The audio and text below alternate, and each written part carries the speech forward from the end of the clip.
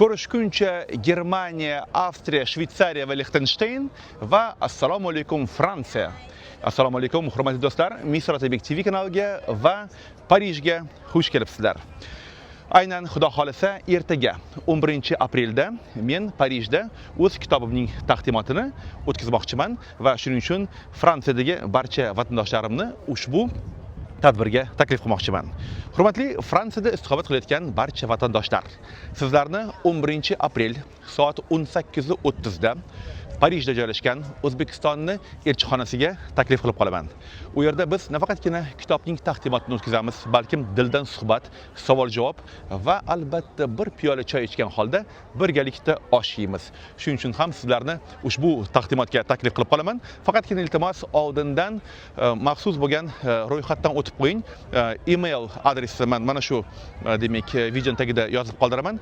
Aynan o'sha emailga ism sharifingizni yozib yuborsangiz bo'ldi. Va aytgancha Germaniyada shunaqa bir muammo bo'lib qoldiki, ro'yxatdan o'tmagan vatandoshlarimiz kelib qoldi va ularni kirgizishda ancha qiynaldik. Qolaversa, boshqa respublikalardagi, ayniqsa Tojikistonda, Qozog'istonda, demak, qolaversa Qirg'izistonda mana obunachilarim bor ekan, ular ham bemalol kelishsin. Demak, bu yerda davlatga yoki millatga qarab biz hech kim taklif qilmaymiz. Bu yerda barcha obunachilarim uchun kitob bayrami. Kelishdikmi? Demak, kirish mutlaqo bepul, lekin siz o'zingiz bilan super pozitiv kayfiyatni olib kelishingiz shart. Va eng qiziqarli savol bergan demak obunachimni Amerika Qo'shma Shtatlaridan, xususan Gollivuddan, Kaliforniyadan eksklyuziv savol kutmoqda.